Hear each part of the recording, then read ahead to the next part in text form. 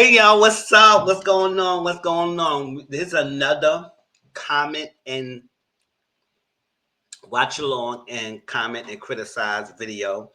Just like the Love is Blind when I did the Tyler video, it was great turnout with the great views. And so I'm gonna do this again. And hopefully the video won't get flagged like last video wasn't. So it was a great turnout. I enjoyed the people who came and premiere and watched the video with me and made comments. And I'm gonna do it again. Once again, I'm gonna sit here, we're gonna watch the video together. It's sped up, so it won't be the normal speed. I like 1.5 the speed, so it could be faster. So at different points, if she says something or something that is like I know already or I want to comment on, I will pause and get my commentary and then move on for the rest. And if anything that y'all know that I might miss, y'all could put it down in the comment section down below. The video link will be in the description box or in the comment section, so you can watch the video on your own in a normal speed and later chance, so I can credit the video that I'm watching along with it. So without further ado, hey, hold up. Hey, shine bright like a diamond. You're beautiful like diamonds in the sky. What's going on? Welcome. If you're new to my channel, I like to have a good time. I enjoy myself. I don't take these things too seriously.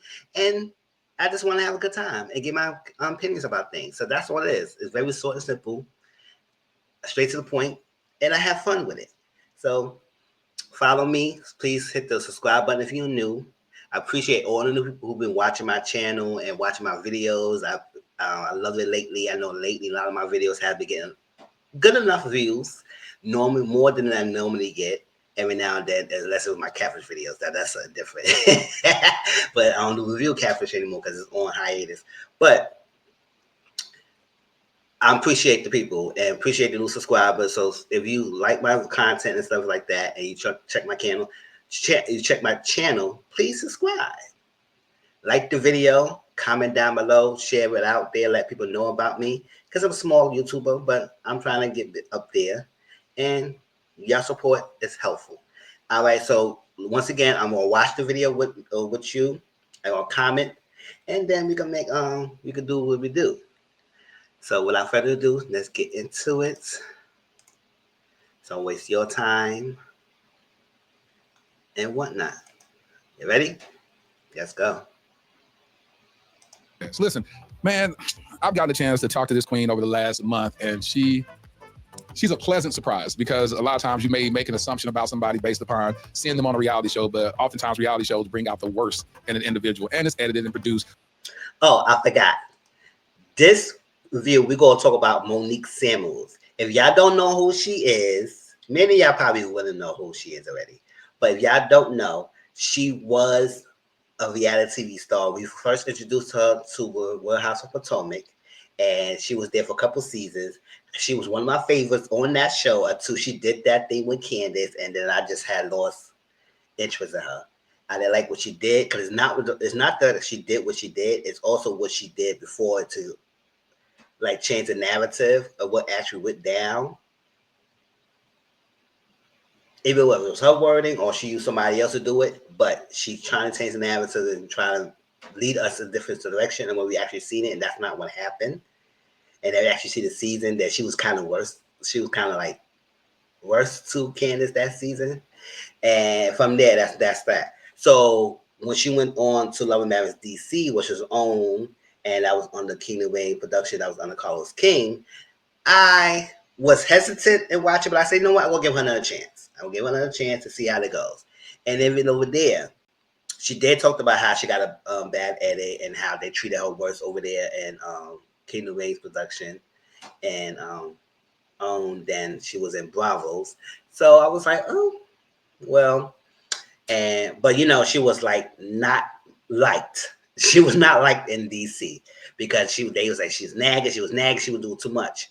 And eventually that's happened. So this is what he interviewing, and that's that. All right. Where storylines have to be adhered to by production companies. And so I like to just, instead of making an assumption about somebody, I like to meet them where I can make an informed decision. So without further ado, welcome to Dear Future Wifey podcast. My new homie, Monique Sanders. Hey. How are you doing, Queen? I'm doing really good. So do you get that a lot when people meet you? They go, you know what, you're a whole lot different than I thought. Sometimes some people can see through the editing. So they'll be like, oh my God, you're even better in person. Or, you know, I liked you from the start. And then you have people who maybe didn't. And then they're like, wow, you're so, like you said, you're so different. You cool. Yeah. I mean, when I say you cool, but I talked to a couple of my homegirls and they already said that they was like, oh, I love Monique. Matter of fact, that's how I come to know about you is people sent your videos to me throughout this year. And I was like, who is this woman? And I started looking at, I didn't know you were on 2 reality shows. Yeah. Not only were you on the Housewives of Potomac, but the Real Housewives of Potomac, but also Love and Marriage DC. Yes. And I was like, and I've come to find that out while you and I were discussing. You were like, oh, y'all was on. I said, you was on another show. Did you drag somebody on that one too? Yeah. So it's so interesting. So let's back up. Okay. You're a single woman, right? Yes, I am. How long have you been single? I've been single for a little over a year now. Well, officially on paper. Officially on paper. And you were married for how long? Married on paper 11 years. Married on paper for 11 years. Why do you say that? Because sometimes that marriage ends long before you sign the paperwork. Unfortunately. So if it ended on paper 11 years, where do you believe it ended relationally? December of 2022. So was that year 10 or year? That was the end of year 10, basically just about the end of year 10. And that's when I told my then husband that I wanted a divorce. So you told him you wanted a divorce a year before it came into fruition? Yeah, a little less than. Yeah, she was married to Chris Samuels. We was introduced to him as well in Real House of Potomac. But, you know, he was an ex-football player or, you know, sports.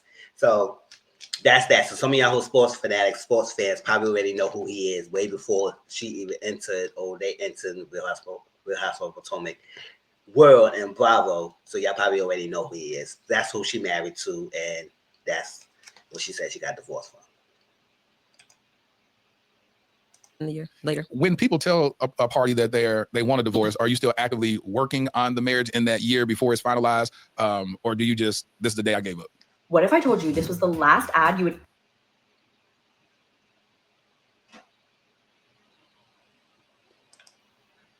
Oh, oddly enough, on our 10th anniversary, that's when I felt like I've given this marriage everything. And I feel like I've been giving it so much. And I said, you know what? It's your turn. Let's see what you can do with it this year. You didn't say that on your 10th anniversary, did you? It was right after. Okay. I'm like, it was happy right anniversary. after. Guess what? I want a divorce. We really tried. Like I know I really tried. But when at the point that I said I wanted a divorce, that's when there was no hope left. Even actually a month before that. So before I said I'm divorced, I want a divorce. I said I'm done.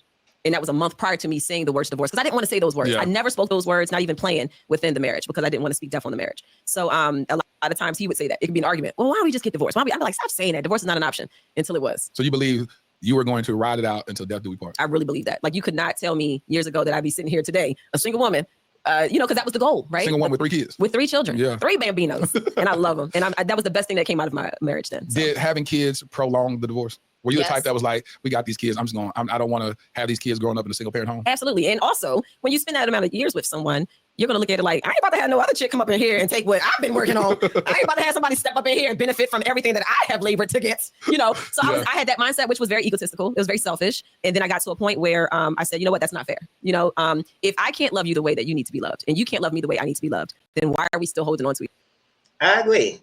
I mean, I did a lot of people enter relationships and they want something from a partner.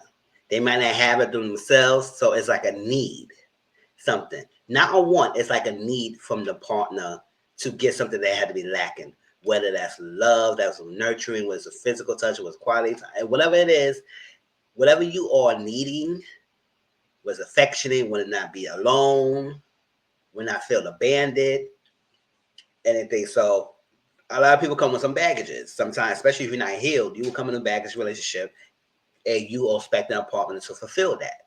So maybe you asking a partner to do everything for you. You may have a partner, or you may have a partner who grew up, things handled to them, things done for them. So they may have a partner expecting the partner to do the same thing. Or it's like you are lacking the love and nurturing that you were not growing up. So you expect the partner to always be affectionate to you, always give you compliments, always show you things to you that normal people may not do that much as often because you actually looking for like a high degree on that sense. So it's a lot. I mean, I haven't been in a relationship for a while now, but I do know that when I was in one, it takes a lot of effort. It takes a lot of communication. It takes a lot of wants and understand what is going on with you because not everybody's perfect. And see if you want someone to compliment you, not fulfill the void and need it. Because at the end of the day, now it comes as a chore, it comes as an expectation, and not as a building. with the partner. So I guess it's like sometimes it doesn't always benefit you just to stay.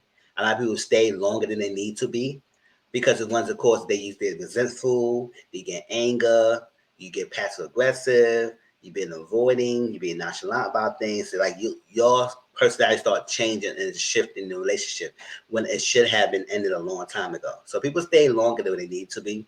And I understand sometimes it may be fear of starting all over, maybe alone or whatnot. Or maybe don't want to start all over because he's like, dang, I just spent all this time. Or maybe it's the kids or the finance or whatever sort of things that you may be lacking or whatever you don't want to let go because this person is providing.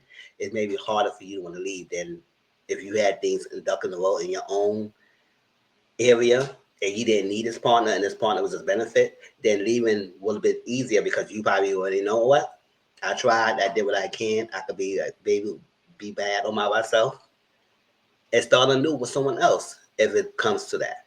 But I do understand. I think sometimes people need to realize and understand that marriage not the end all be all, and you don't have to be tied up with someone. I know everybody want that, and everybody do need some companionship every now and then. Whether it's from a friend, whether it's from a spouse, whether it's from another adult, it's you need that. So I understand that. Each other. It's torture. It's like I need to let you go and I need to let myself go as well so that we can get what we deserve, right? Yeah. And so when you look at it, and I don't like people sharing all the details about what led to divorce because I don't like them uncovering their spouses, but share what you're comfortable with sharing about why would you say this marriage ended? There lacked a level of intimacy and vulnerability from the beginning. Okay. There lacked a certain level of covering and protection that didn't exist from the beginning. And a lot of times what we don't realize when we're young is that we think when we get married, that's the beginning, and then all of the things can change and you'll get better. And what's in front of me is not necessarily how it will always be, and we'll grow together and we'll get better. But that's not always the case. A lot of times when you get married, whoever that person is in front of you is who you're marrying. And sometimes it gets worse, not better. Yes, I do agree sometimes with that. Yes, there are times where people may grow and change, but usually most people don't change. They really set in their ways, especially like sometimes men, they are set in their ways when they get to a certain age. Like when they get like 25 or something, what they're showing you is what you're going to get. So if you get like a very toxic man, you're going to keep having this toxic man. There's something drastic change that makes them want to move forward and wants to do better, then you're not going to get any better. So sometimes you have to look at the person who's right in front of you and what they're showing you and take that. But people tend to overlook that or also think that, oh, they may change or this not going to happen for a long time. And then years down the line, you realize this person stayed with what they were. And I've been ignoring all this time thinking that this person will have the potential to do something better. No, they stay the same. And I say they stay stagnant. And I think one thing I say, and I learned this and I kept this over me, is that the big misconception that when women had it with men is that they would change and they are like that. And it's like misconception that women have with men that men would change. Most men don't change themselves. That's who they are. And the misconception men have with women is that women always stay stagnant. They always evolving. Women always evolve in different stages of life because they go through different stages of things with pregnancy, having children, or so like this, body changes, everything. And men usually are what they are. They really always don't change that much. So you think you could change them and you can't change them. So you have to look at them what they are in the beginning. If you have a man or partner who is a not affectionate person, who won't give you affection, who won't give you the love, all that stuff like that you need, you could have a hard time convincing them to do otherwise later on. They may show they love different ways, but the affection part is may not something that you're not going to get. So you're going to be unfulfilled from that partner. So she said a lack of intimacy and vulnerability. Her partner was have hard time being vulnerable to her, whether that's emotional vulnerability, whether it's financial vulnerability, whatever it is, it's having a hard time connecting with her in that aspect. And she was yearning for that. And that vulnerability was lacking, and also intimacy. That's a big thing. People want to be wanted, feel loved, feel craved for. And you not get that intimacy, you say, what are we doing here? It seems like I'm thinking a roommate and not a affectionate partner. And that's hard to pill to swallow when you be married to someone for so long time and they say, oh, we have this children and all that stuff like that, but it still lack the intimacy. So I say that to say, know what you want in the beginning and stay established that, and not overlook the person that you see right in front of you. Because 9 out of 10 times, that's the person you're going to continue to have throughout your relationship. Unless they want to work on themselves and heal and move forward, most people don't decide to do that. They like to live in the damaged part of themselves and not healed part of themselves. So see who that person are. And it will save y'all a lot of heartaches if y'all don't ignore the red flags and see what's in front of you. So whatever you want and this person's not showing, maybe that's not the person for you. And jump into marriage too quickly and thinking that person might change, you might want to gamble. Sometimes it may work out for you, and most of the time it doesn't. And that's what a lot of relationships that I've seen in marriages and fall apart because they feel like what they wanted is what they were lacking and what they never seen. And they realize when they look back and reflect on it, this person never showed up for that part of what they had wanted. So, yeah, I understand. If you're lucky enough and you're grounded enough in who you actually are and you know yourself and you accept yourself and that person is also on the same page, it can get better. But when you start off in a marriage where you don't even know yourself, which was my case, then I'm looking at him to love the parts of me that I don't want to deal with. And then when he's not doing that, I'm getting mad at him because he's not. See, I said that earlier. Sometimes when you don't have your grounded self, you look for the partner to fulfill that. Sorry. Look for the partner to fulfill that. And since you look for a partner to fulfill that, you get annoyed, get frustrated because they're not fulfilling that part of the need that you are lacking. But that's something that you need to work on yourself instead of looking at someone else to do that for you. So you're looking for that person to fill that need and not that an extra want that is not a necessity to have, but you want that to complement you, not the need to fulfill you because you didn't do the work yourself. So you're looking for that part to fill it in. And it's like when you realize that's happening, they getting half of themselves to you and they not themselves, they're not fully healed, then y'all not competing, y'all not fulfilling each other desires. So you have to come in your healed self, or at least work in self that you know you are grounded and you know what you want. Showing up for me in the way that I think I need, but really it's me who failed to show up for myself first. That's good.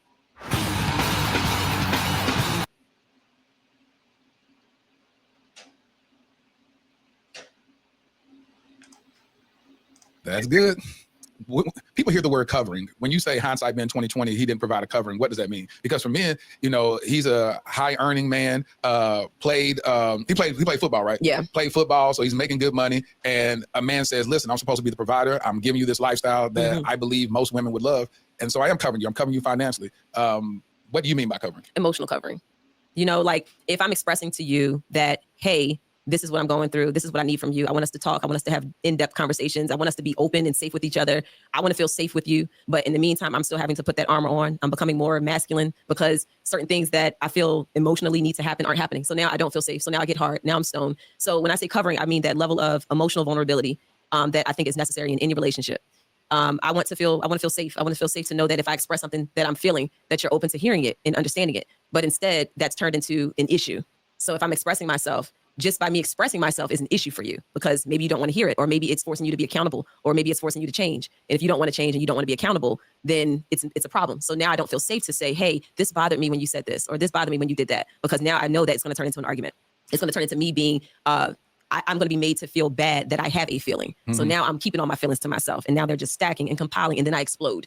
And when I explode, because I'm reacting from something that happened that triggered something that was already there, now I look like the crazy, belligerent, nagging, nitpicking wife who is unreasonable.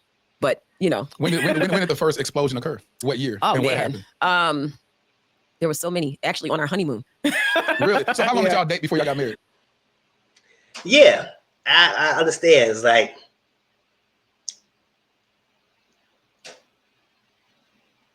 the emotional vulnerability is what kills a lot of people's relationships, because you're not being open to listen. Because emotional vulnerability is not just hearing the person out, listening to the person, but understanding and reflecting. Some people don't listen to hear, but some people don't listen to understand. They listen to hear to respond. They're quick to respond than having an understanding. And that's what a lot of people lack. And it's a work in progress. A lot of people got some shortcomings in that area at some point.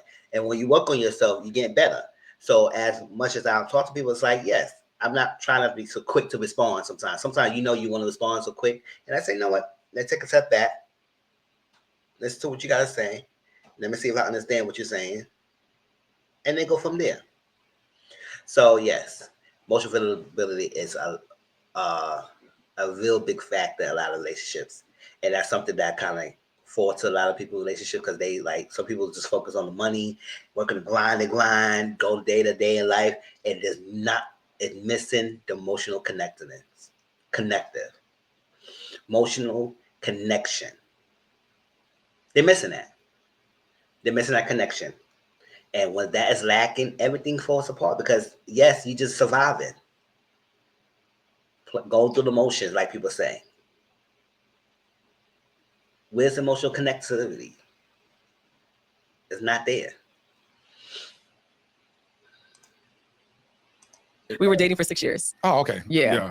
All right. So y'all have 17 years of history with each other. Married 11 years on paper. Yeah. And but y'all dated 6 years prior to marriage. Yeah. So on our honeymoon, it was this expectation that the romance that I was looking to receive, that I gave out, would be received. So I'm looking at it like before we got into a serious relationship and before we got married, I also worked for him. I was managing everything that he needed. Oh, really? Yeah. So I was like his business manager. Is that how y'all started? No, it's not how we started. So we started dating as friends. and then y'all started friends? Yeah, we started as friends. We were friends for almost 3 years before we started dating. Really? Yeah. I'm talking platonic friends, no kissing, no platonic. Yeah. For 3 years? Yeah, for 3 years. And then we were hunt buddies. How long y'all? For a year. For a year. And then we made it official in 2006. So now let's talk about it. In the hunt buddy phase, did you want more? No. Really? At that point in time, my parents had just gotten divorced. Okay. So now I'm trying to redefine my whole outlook on life and what relationships are. So at that point, it was the perfect combination of people, because he was a person that's in the NFL where women are trying to get wifed up. Yeah. And now he meets this little girl that's 6 years younger than him that is basically like, I ain't think about marriage. What? Please, no, I'm just trying to have fun. How old were you during that time? I was like 22. Okay. Yeah. When I met him, I was 19. So you sure wasn't thinking about no marriage? Well, then I kind of was when I was 19, and then it changed after my parents got divorced. So when y'all were friends, platonic friends, you were more likely to get married. Yes. But then after your parents got a divorce and you're 22, you're like, I'm gonna stay as far away from marriage as possible. Exactly. And it was perfect for him, because he's like, oh, she ain't trying to get wiped. And he was like an advocate against getting married. He was like, nope, I ain't doing it. Women change. This, that, and the other. They gonna take all your money. Like that was his mindset. And it was funny because when we did get married, all of his friends got married after that. Really? It was almost like, because it was like, if he would do it, oh, this must be good, because he spoke against it so much, So we were friends. We were like homeboy, homegirl. Like we would kick it, and he would say to me, most times I don't even like hanging out with girls like that. He was like, but you different. I actually enjoy hanging around you. But I was such a tomboy. Like he played football. I understood football. Like I literally understand the game. I know what a first down is, second down. I know how many yards going down the field you need before you get the touchdown. Like I knew football, so it was fun because it was almost like hanging out with one of your boys. But she's cute. But she's a woman, So And so when y'all, did it ever get complicated in that situationship phase? No, because we both said to each other, look, you're free to do whatever you want to do. But at the point, if either one of us are catching feelings, let's just be real and tell each other that. That's good. And we did that. And I remember the first time that I wrote him a letter, I had put Anne-Marie's song on a CD. This is going back, y'all. I'm dating myself right now. Why Don't We Fall in Love? Like I was like so into it. I wrote him a love letter, and I was just like, so you were the first one to start catching feelings. Yeah, of course. And so why you say of course? Because most times it's a woman. Most times and we live in such. Well, for me, I'll speak for me as a woman. I live in such a fanatical mindset where it's like I wanted the fairy tale. I wanted. Why you say why? Of course. He know that women just do usually fall. It's like you assume that she was the first one to fall in love. Why? Of course. No. Why? Of course. Nothing. But yes, sometimes the other woman is the first one usually catch feelings and fall in love and everything. And that necessarily means that men does it. It is that the men sometimes don't want to feel like they soft or want to give in so quickly, saying that they fall for someone. So they want to play hard to get in the aspect. But that's what it is. And all of the goosebumps and the butterflies, and I am such a lover. Like I love, and it was like, oh, you're perfect. Like you're everything. You have everything I want. I had a list of 60 qualities, and he checked off most of those boxes back then. And I was like, yeah, this is it. And then It caught him a little off guard. You know, it was just like, hold on now. I thought we was just doing this, that, together. And then we kind of fell back. So how many years did y'all have? Y'all had 3 years of platonic friendship. And then how long did y'all have this? I couldn't call it situationship. Yeah. Because situationship is if y'all start thinking it's a relationship. Oh, no. One don't. So y'all just had a clear understanding. It was a clear Y'all understanding. was hump buddies. We was. And then after. How long was that though? That was a little less than a year. Okay. So it wasn't too long. And you start catching feelings then. Yep, started catching feelings. And then he came back and then told me that he loved me. So how long when y'all said, let's take a step back? It only lasted like 3 weeks. And then he came back. Yeah. Full court press saying, He said, I can't stop thinking about you. And, you know, I want us to like be official. And I said, all right, let's do it. And that's when we became official. And everybody knew, like we were the couple. And it's funny because when you have the whole NFL wife, you have the NFL wives, NFL girlfriends. And typically the girlfriends are like casted out and, you know, but I was one of those girlfriends that was so much like a wife. I was cool with everybody. You know, I was hosting the parties. I was like the entertainer, the hostess with the most. Like we had a fun time and he was well respected on the team. So, you know, but he definitely was the bachelor that everybody was trying to get after. Like he seriously was, because he's such a nice guy. Like he's from the South. He's, you know, he has good morals and he was raised right, you know. So it was like he was the catch, you know, and he was the highest paid on the team. So for the girls that was really after that bag, you know, he really was just like, I ain't fooling with it. He could see right away, like, you want me for this? Nah, I ain't fooling with you. But he knew with me, I genuinely just cared about the person. You know, like I didn't care about all of that. So answer this. When y'all was in that other phase, were y'all open? Because like you said, y'all talked about dating other folks, but were y'all open and transparent about it? Was he like, he like, listen, I got another chick over right now. I'll call you later. It wasn't like that. It would be me and him would be out and one of his other chicks might be there. And he'll tell you like, oh, yeah. No, he ain't have to tell me. It's obvious. Come on now. Like, you got to think about it. Women are aggressive. Women are very aggressive. They will make it very known, like, oh, so you're, and I'll be like, oh, that must be one of them. Like, yeah. They'll do that in front of you? Yes. I remember one time we were at a club and this girl. Yes, they could, especially, I could believe it, especially in the sports and entertainment world, when they are access to someone who has money, yes, they're going to make yourself known. They're going to make themselves known. I said, oh, so this is the chick, huh? Where were you when I needed you, when I wanted to spend time with you the other day, wingman, and you wasn't having a good time, you wasn't answering your phone, so you must be with her when you're supposed to be with me, you know, all that stuff. Oh, she was crazy. And I mean, she came in and she gave him this look and she sat down right next to him. And you were sitting next to her? And I was sitting across because I had friends and stuff. So I'm not really like tripping. I'm not paying attention. Yeah. And she's throwing me daggers, all kinds of daggers. And I'm just looking at her like, okay, whatever. But we came together and we leaving together. So were y'all in a relationship at the time? No, we weren't in a relationship. But it was just like, it was like an understanding. And that's where we were. I wasn't tripping. He wasn't tripping. He did what he wanted to do. I did what I wanted to do. And we did what we wanted to do together. We was young. It was like, I mean, this is like my 20s. Like, I was living life the way it was supposed to be lived in your 20s. The way it's supposed to be lived. Yes. And so what was the moment that made you start catching feelings? What was it? Was it something that you were denying all up until that point? Or was it this, he did something, showed up a certain way on your birthday, or y'all had this conversation, or you had this internal moment where you were like, what happened? I think it was the friendship. And I had a mindset back then where if you can establish a solid friendship first, then the love must be great after, you know? And we were both going through things at the same time that were so aligned, where he needed my assistance in this and I needed his assistance in that. And it was just a perfect alignment, you know, aligning of the stars, so to speak. And we were exactly what we needed for each other in that moment. So it just made so much sense. And you confessed your love. He came back around. He threw him off guard. Then he came back around and said, I love you too. And then y'all dated for another 2.5 years or 3 years before y'all got married? We dated for 4 years before we got engaged. And then a year and a half of engagement while we planned the wedding and, you know, marriage counseling. Okay, so you're saying that y'all dated for 6 years. Yeah, because y'all were friends for 3 years. Yeah. So y'all known each other for 9 years before y'all got married. Yeah. Okay. So y'all has a strong foundation. Yeah, one would think a strong foundation. But I think the part that where we both messed up, or I can speak to me where I messed up, is that I really didn't know myself. I knew certain things that I desired and I knew certain things that I wanted. But in that phase of my life, I was so much, I love to be in control of things. I love the routine. I love things to go a certain way. I was very particular, very over the top. It worked for him because he was so laid back. So it was like, oh, I can sit back and just let her just go and do whatever she wants and I'm good. So because I was a person that was of such order, him being so laid back worked for me because I could do whatever I needed to do. I could get done whatever needed to get done. And he wouldn't fight me on it because he knew that I would be acting in his best interest. But the things that make you fall in love with a person once you start growing and getting to know yourself can be the very things that break you up. Because now it's like, I don't want to be out here by myself making these decisions. I want for us to do these things together. I don't want all of the weight to be on me. And that became the foundation of our marriage, unfortunately. And that's the thing. Because she said she didn't know herself. Now in hindsight, she realizes that even though that's a person that make me who I was, is a part of what reason that make us divorce. So like, for example, like with me, I'm someone, yes, I do everything on my own. Like all this is my own. Do everything on. I usually ask for help like that unless I need to and everything. And I'd rather do it because I don't want people to throw things back in my face. But I said, I know in a relationship, it's like, it's a partnership. So I want to work with someone and whatnot. I'm not going to say, oh, I don't need you to do this for me. I do this for myself. I do this for myself. I said, no, we can work together and build on something.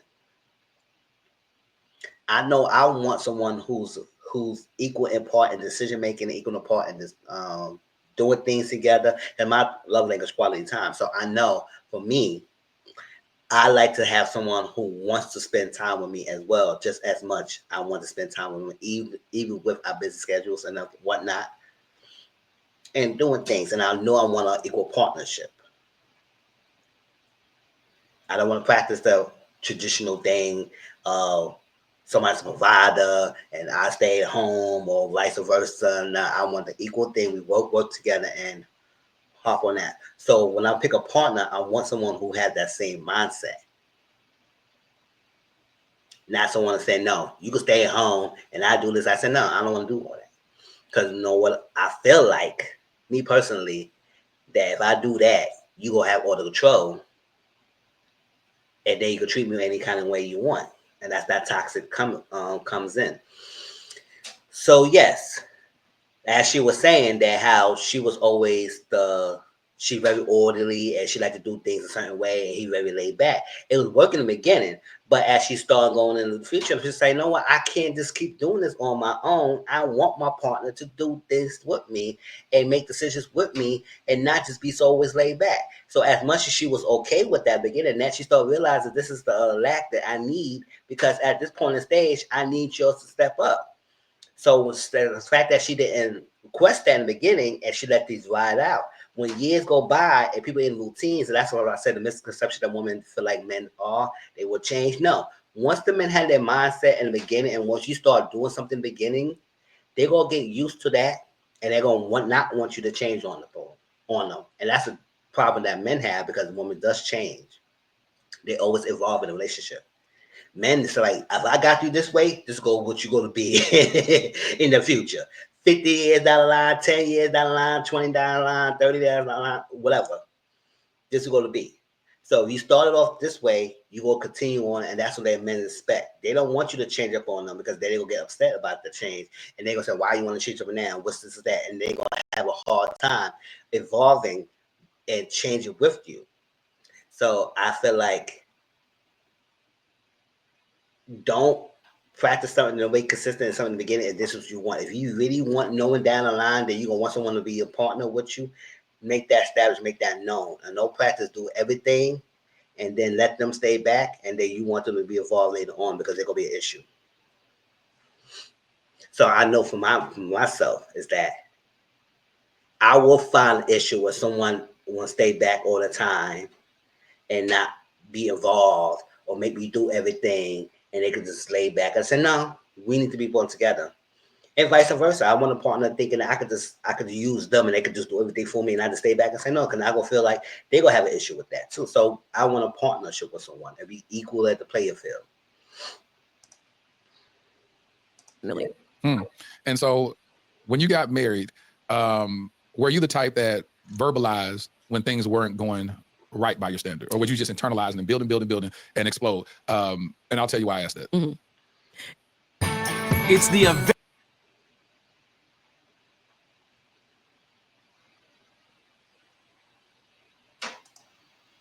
For a couple weeks now. I'm gonna let you answer that. Do you think I would hold anything in, or do you think no, but you might have come to that. No, you know what I'm saying? Because listen, even on the show on Housewives of Atlanta, Potomac, I started looking at some clips because you told me, it's like, oh yeah, it was a moment where I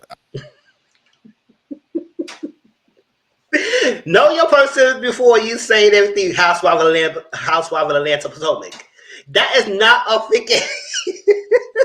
That is not a show. Real Housewives of Atlanta, Potomac is not a show. It's Real Housewives of Atlanta, or it's another one called Real Housewives of Potomac. She was a Real Housewife of Potomac, not Real Housewives of Atlanta, Potomac. Like, really? Chill. I showed out. And I was like, was that a build-up moment? And you said that was a build-up moment. Yeah. So it's like, so I want to know if you did the same thing in a relationship where you don't verbalize how you feel early on, and it just stacks up on each other, and you have this big explosion that you mentioned earlier. That it's an explosion that takes place. Yeah. So in the relationship, no, Okay. I always expressed. I expressed too much at certain points. And then I had to like calm it down. And then I had to learn how to work on my delivery. That's what I was about to ask. So like for a man, you can't arm the man. You have to disarm the man. And then you start to speak. So I always approached him. I got to a certain point where I mastered it. And I said, well, I tell know. me how you used to do it first. Oh, how I used to do it? Talk to me. You don't do this. You don't do that. Talk to me in real time. Like in real time. Like, you don't show up for me in the way I need you to show up. I asked you this. I didn't like how this situation went down. You never do this. You always do that. Like I used every wrong approach and word known to man. And then how do you do it now? Talk to me. And then it turned into, I really appreciate how you show up for me in these instances. I admire how you're being a father in these instances. I really value your insight and your input when I'm talking about this, that, or the other. But there are a few areas where I really would appreciate if you could meet me a little bit better. If you could come to me a little bit, more gracefully in how you correct my tone. If you can approach me in a different way that's a little bit more loving so that I don't get guarded and then I'm barking back at you. So now my approach is I'm going to honor you and show you that I really appreciate you and come to you in a loving way so that you don't automatically put that wall up before I can get to what it is that I need. And what in 11 years on paper, when did that school of thought, when did that become implemented? After I became a mom, which was how many years of marriage? That was a year after we got married. Really? We got married. We got married and 2 months later we were pregnant.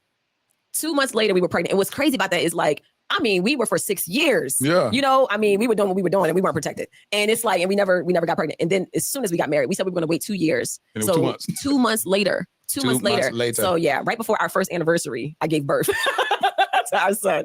And once I became a mom, even when I was pregnant, it allowed me to be more calm because I had to be calm. I was carrying a big baby. And I became baby, a 10 pounder, almost 10 pounds, 22 inches long. Can y'all imagine her, as small as she? Child, 10 pounds. Child.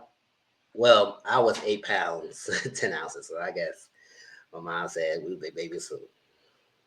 You was carrying a 10-pound child. Yeah, I did that. I'm a G. And you said you had the child naturally. Yep, I pushed that baby right on out. No tears, no tears. No tears and tears, no tears and no tears. And so you said pregnancy brought on a different level of grace and femininity in expression to your husband on articulating the things that you didn't like or things that upset you. Yes. And one thing about me, like I said, I'm a lover. Like I'm an excellent lover. I'm a researcher. I want to know everything about you so that I know how better to please you, how better to show up for you. So with that being said, I would really seek out help. Like I wasn't afraid to say, like, help me. I'm reading all kinds of like books on being that wife, of being in a marriage. I'm researching like heavily. Like I want to show up and be the best wife possible. So we would have counselors. We would have our pastor at the time. We would sit down with our pastor and first lady all the time. Like, and it got to a point where it almost felt like we couldn't even get through anything without having somebody else help us through it. And then that still wasn't enough, So but he was open to going to counseling, right? Yeah. Which most men, a lot of men, they shy away from that. I don't need nobody telling me what to do. I don't need you be telling them all our business. So the fact that he was open to show up in that, I'm proud of him for making himself available. A lot of men don't make themselves available to that. And y'all were did y'all ever go to pre-engagement counseling? Yeah. Premarital counseling? Oh, listen, we did every type of counseling you could think about. And what's crazy now that I look back, I can see that our marriage counselors back then, premarital counselors, they were trying to get us to call a wedding off. Really? How? Yeah. They would say things like, so is this date set in stone? Well, that's a good indication that they said. Right. And I'm looking at them like, yeah, it's set in stone. Like, we already sent the invitations out. I already got my dress. Like, I'm like, this day is happening. So you need to just tell me what we need to do so that we can be prepared. It was funny because there were so many flags that were going up and all of them were beat red, and now that I look back, because when you're in it, you just know you want what you want. You got this date, I'm getting married. Right. We're not calling this off. We're getting married. And I felt like our issues at the time weren't so big. Yeah. But it's not until the issues continue to show up that you realize how big they are for you. And that's those things. Some people feel like, yes, it might not be so big, but then when it consistently showing up, it becomes big. So something small could be so like that. Like, I'm not saying it's be so petty as like, oh, like for example, a petty thing like you don't like somebody wearing t-shirts and that person will wear t-shirts. That's not something to lose your marriage over. But like say for example, you want somebody who's dependent. That when things show up, you could depend on them to show up. And you might think, oh, it might be so small. It's not enough. It ain't think none of it. It's not no big deal. We work together. He can't be a man. I can do it. But then future, we kept going. I said, no, it's showing up. It's just no. I need him to step up, or I need her to step up. So yes, things that you think is small, whether it might be financial thing or social thing or emotional thing or mental thing, whatever you think is, you might think it's small right now, it's not a big deal. It will show up in the future. It will constantly remind you. So when she said her marriage counselors was telling her that is your dating set in stone already? Because, girl, don't get married right now because y'all have a lot of issues. And I don't understand when you in that marital bliss and you want to like, oh my God, this is what I want. I'm going to marry this person and everything. You tend to ignore things, especially even when you're in a relationship. You like the person so much, you tend to ignore some things. And when you realize, you say, hold up, what I'm thinking? What am I thinking? No, that's not happening. So it says not to know things and listen to the signs before you rush into marriage. And then, she said this before. She was realizing, you know what? We probably should have met to get married. Especially when he said he was so against to get married. So what changed his mind to get married in the first place? So listen to the people and listen and watch. And you get your answers early on. Then waiting years down the line and realize, oh my God, they showed this to me in the beginning. And I just choose to ignore it. So I just felt like, like we gonna get down this aisle, What do you think that they were trying to reveal to you, possibly about yourself during that stage? When you look back and go, they were trying to help me because of what I was doing in the situation. I don't know that they did that, honestly. I think a lot of it, it wasn't even about him. It was more so about family structure and order. Okay. And they basically were like so for instance, they would give us books to read. They would give him the male version and me the female version. I'm reading my book cover to cover. I'm like, all right, did you do yours? And he's like, no, I ain't read it yet. Man, I ain't much of a reader. I don't feel like reading. I'm like, I read it to you. That's how impressed I was. I will read it to you. Here's story time. Let me tell you, we be sitting up in bed. I'm literally reading the book to him. Did you get that? And it says the man should. And did you get that? I mean, when I tell you, I was like, we are going to be prepared and ready. We have all the. Monique said, listen, y'all, listen. You got to do this homework. So if you don't want to read it, I'll read it for you, boy. We're going to get this done. Child, we're going to get done. We're going to get this counseling session. You going to read? You didn't read it? Okay, let me read it for you. Dim down the lights. Let's do story time in bed. The resources in front of us. Let's read this book. Did you do your notebook? Did you do your workbook? Did you fill out the answers? I mean, I was like pressing it on him and didn't even realize it because at the point that you have asked me to marry you, I am in my mind thinking that you're going to do what's necessary for us to be married. But it was almost like, man, I didn't ask you already. Why I got to do all this work? Our marriage counselor was like, I want for you to write a family plan. He said, I want you to write a family plan of what your vision is for your family and for your marriage. And I wrote the plan. And that wasn't my job. He told him to do it and you did it? Yes. Why, was he taking too long or you just took authority like that? No, he didn't do it. He wouldn't do it. He wouldn't do it. And you decided? So I was just like, all right, well, let's do it together. But then us doing it together ended up being what I thought. So it was just like, well, what you think about that? Well, I think this, that, and the other. All right, well, let's write that down. So it wasn't coming from him. So, and I think that was probably the reason why they're like, y'all ain't ready. You're going to be doing too much and he's not doing enough. Yep. And y'all aren't where y'all need to be. But and that's exactly what you said your marriage. You was doing the most and he wasn't doing much. Because I think in his mind, I don't know. Because I think he wanted someone who would do things. Because he had the money. No, I just give you the money. If you need things, you get this done. I don't need to do nothing. I don't lift no finger. Ask what you want. I'll provide it for you. But don't expect me to lift no finger because I ain't doing that. And you end up doing everything. Even when he started seeing in the beginning that he didn't refuse to do the work, you started doing it for him. He didn't do the assignment, you did it for him. So that's what he said. Oh, you keep always going to show up and do things for me. Then this is what I expect. And so if there's a marriage, he feel like you go be the same way in your marriage. They never just flat out said it. And what happens is a woman will start taking the leadership role and then start resenting the man because she had to take the leadership role. Hence why I am divorced. Exactly. Exactly. That's why I knew what was brewing, because you're the type of woman, most people think that you're a type that's more assertive and I'm gonna say assertive because you're assertive, but where you want to run things. But even getting to know you over these past couple weeks, like, no, you're a very submissive woman. Yes, I want to submit, but you gotta give me something to submit to.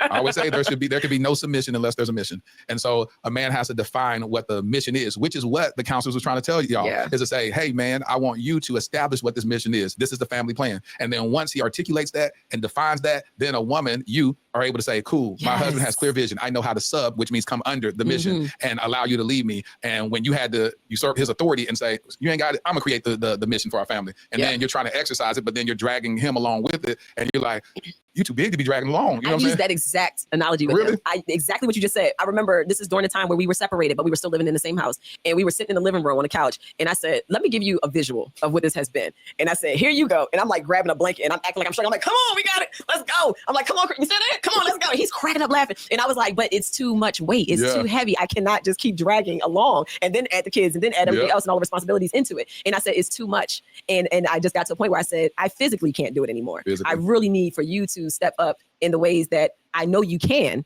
And for whatever reason, I'm not sure why it's not happening, but I know you're capable. I know you can do it, but I don't know if it's because I had made life so easy in the sense that he didn't have to do anything. Like how they said you created that monster. Yep. I stepped right in and fell right into what he was used to as an athlete, you know? And he did a lot for me as well. So we were balanced in certain areas, but in the areas where it was like, hey, you know, we have to make some changes or we have to step beyond what we saw growing up. Yeah. Just because you're doing a little bit better than what your parents did in their relationship doesn't mean that that's it. You can keep going. Yeah.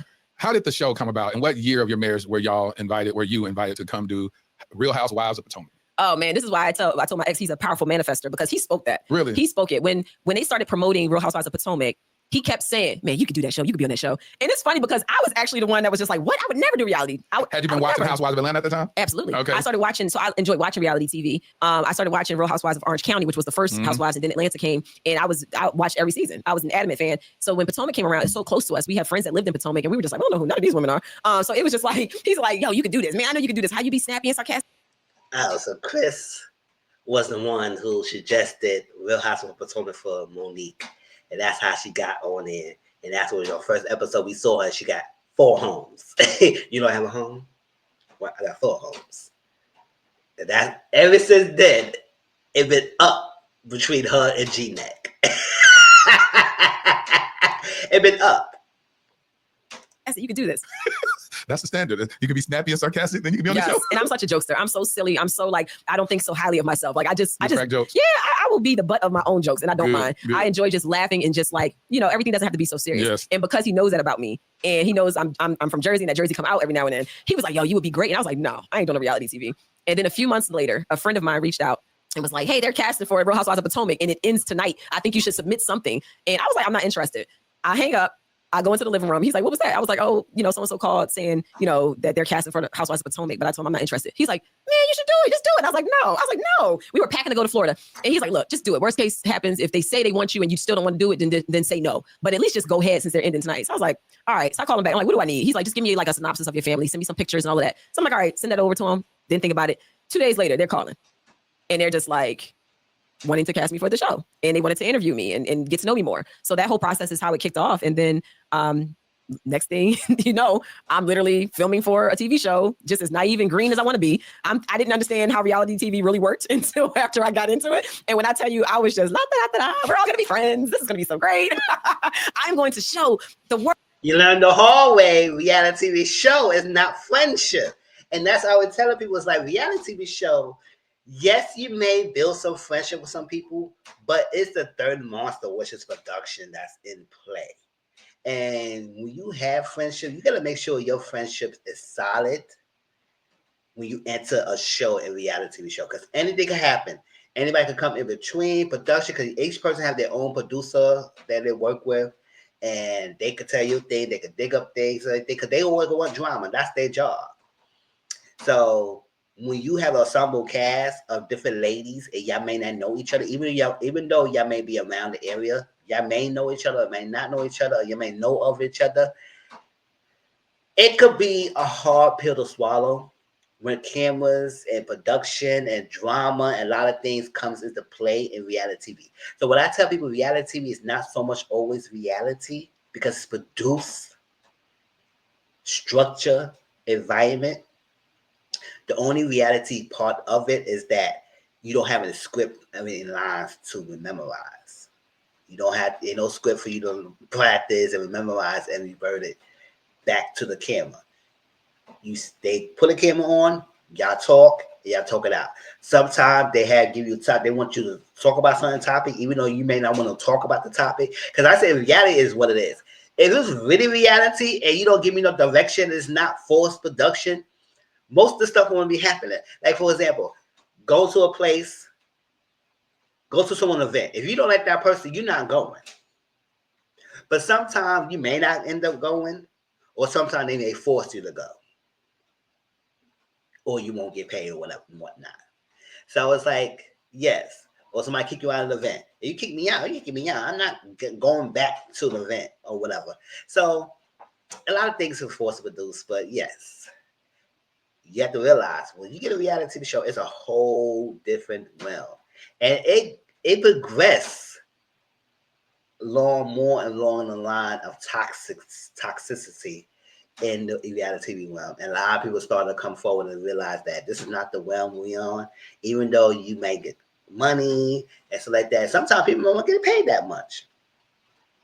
But it's a whole pill to swallow. It's a whole different ball game. So reality TV is not always reality. Okay.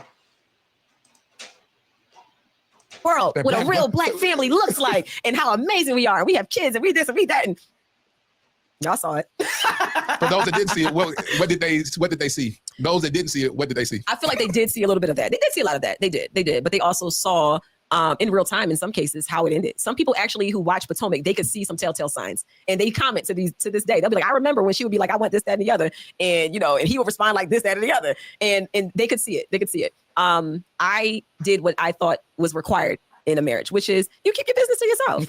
Like who is going to just put out there all of their issues? Who's going to post on social media when you're mad? Yeah. Like normally everything is always happy. I mean, that's what we all do. So some people were like, oh, you tried to make your marriage look like it was perfect. I never tried to make it look like it was perfect. I didn't just put on public display what we were dealing with in our home. Like, yeah, it's reality TV, but to a certain degree, we're still going to have our personal life and our privacy. As you should. Right. As you should. When you look back, are there any moments where, because I assume you don't seem to be a type of person that live with regrets, but I just have to ask you this. Yeah. When you look back over anything that was shown on television, do you regret it? I don't. I really don't regret anything. And if I regret anything that has happened, it would not allow me to be who I am right now. Exactly. I wouldn't be this person. I wouldn't be showing up right now as I am today. That's how I live my life. So you don't regret anything that happened. The last interview you had, you said that fighting on television was not your best look. And you wish that didn't happen because that person did not deserve it. So that's the only regret. And then you get to this one and say you don't regret anything. So you flip-flop a lot of your stance on this, big girl. Because that was one thing you really didn't like, because that's not who you were. Or that's what you not portrayed. You didn't say you had a lot going on and you snapped. And that was not your greatest moment. And that could be one of your regrets. But the fact that you sit here and say this, you had no regrets. No regret at all, Monique. Okay. And then she go on another interview saying she gonna regret. Like she's flip flops sometimes. That's one thing I just don't understand why she does that. You pointed out a moment where it was the least becoming moment of Monique. Would you say the fight was the least becoming moment? Therapy has always been such a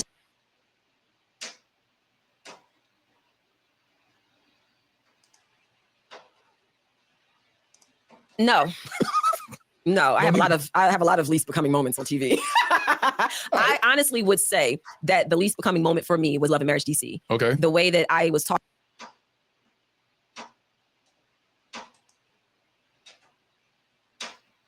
Oh, if y'all hear raindrops, it's raining over here in New York, so you might hear raindrops on a thing. Oh, so your least becoming moment was not the fight? So your least becoming moment was LDC?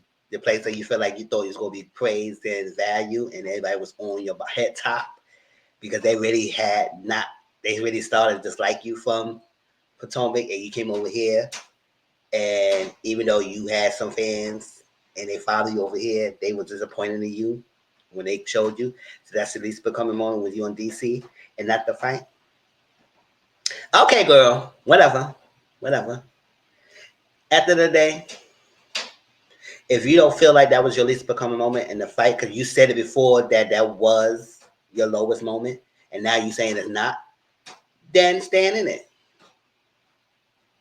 You don't feel sorry what you did and everything, even though you said numerous times you feel sorry, that person should not have done it. You shouldn't have lashed on that person didn't deserve it, but that's not your least becoming moment. Okay. So when people saw through you, and you didn't like that people saw through you, you got upset. Okay. talking to my then husband, Mm. the way that I was allowing myself to react, to be triggered, knowing that those moments were being put out there for the public, it was still my reaction, regardless of why I reacted that way. My reactions were my reactions, and I had to own them without people understanding the context of what was happening, maybe what was said to me that wasn't shown, that forced me to react in that way. At the end of the day, I had to look at myself and say, I could have reacted better.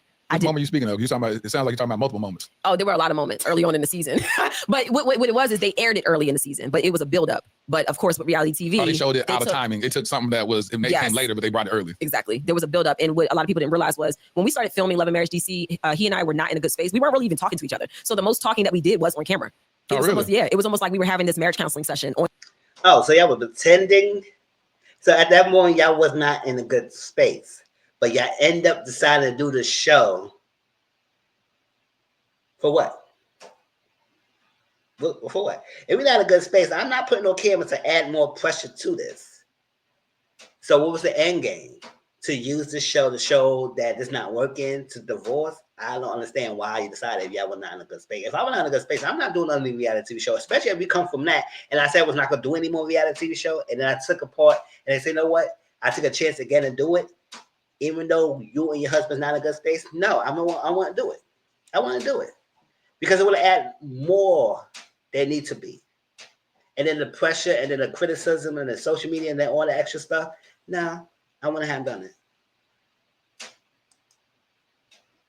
On camera, hoping that somebody that's watching, listening would hear us. So I'm yearning to be heard, and so is he. And we're talking at each other. And I had gotten to the point where I really believed that doing that show would be beneficial for our marriage. I was like, this is going to be what wakes him up. This is going to be what shows him what I need and what I've been trying to say. This is going to be.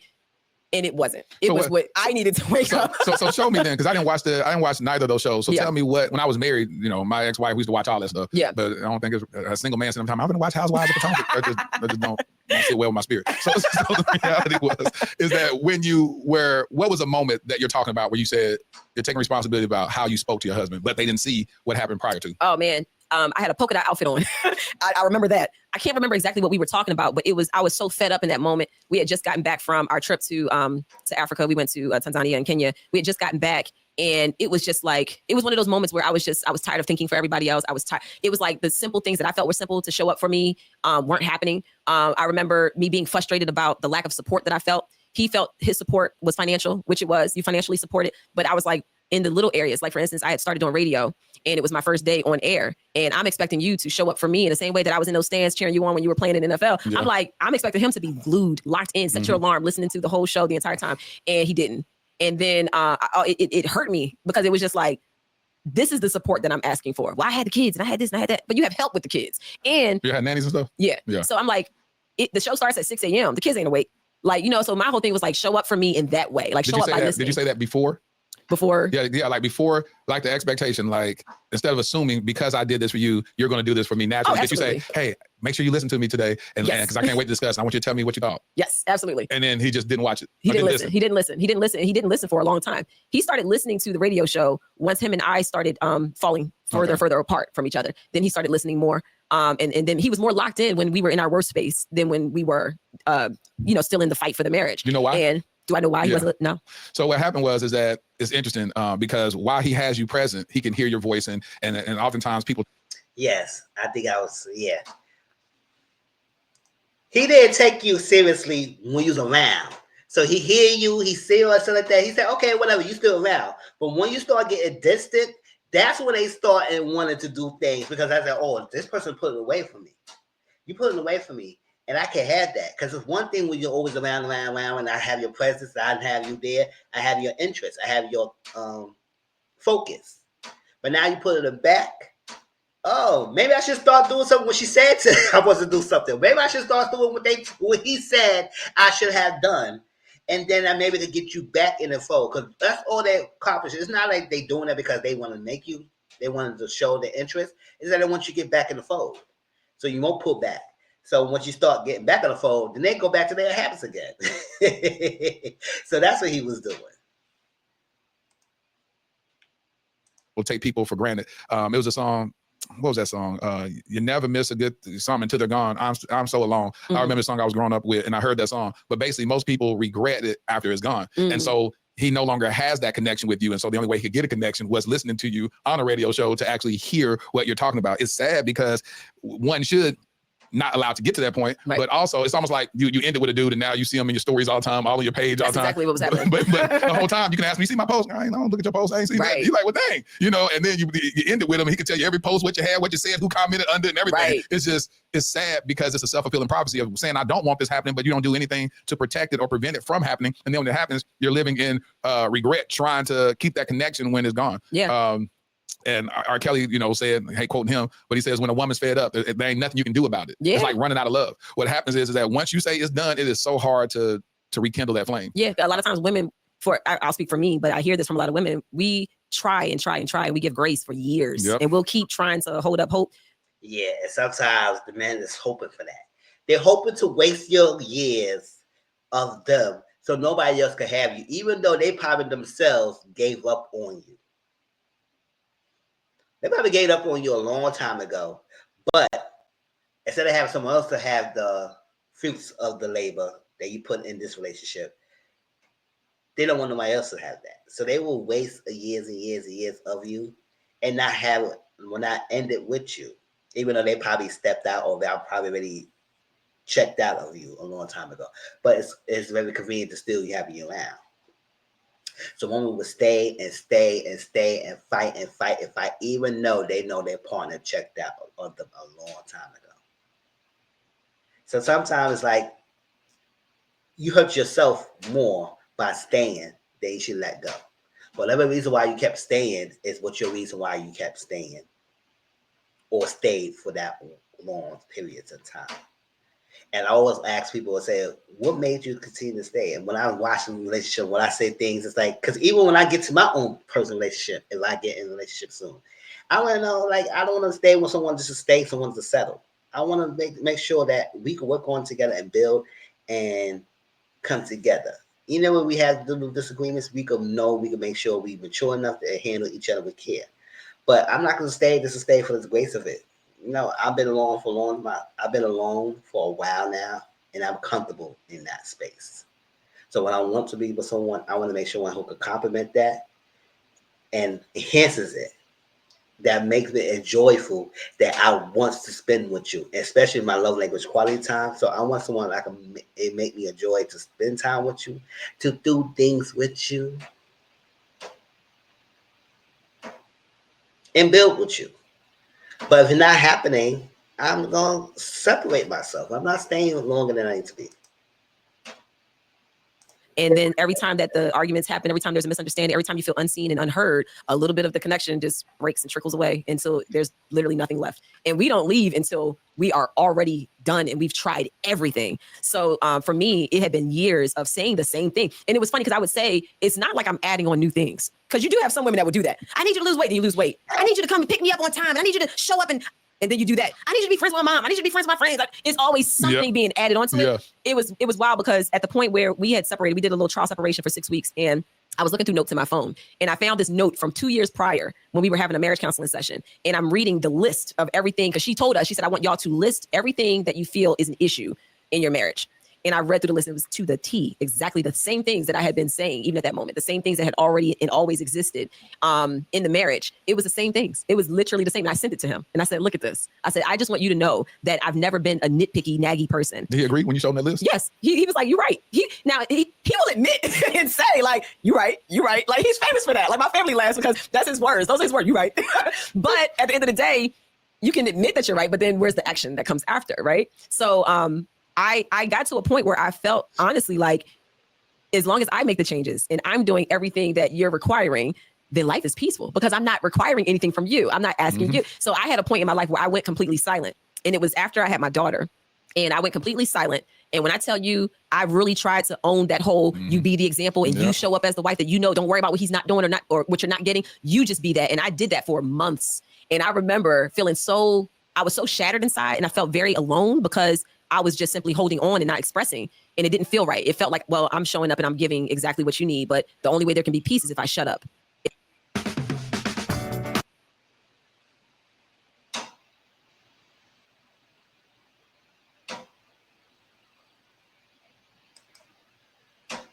what I need. And I remember it was like a gut punch. It was also like, it was like a compliment, but it also like really like punched me in my gut. And he came to me, he said, you know what I've been noticing? I'm telling you, like the past few months, you have been so pleasant.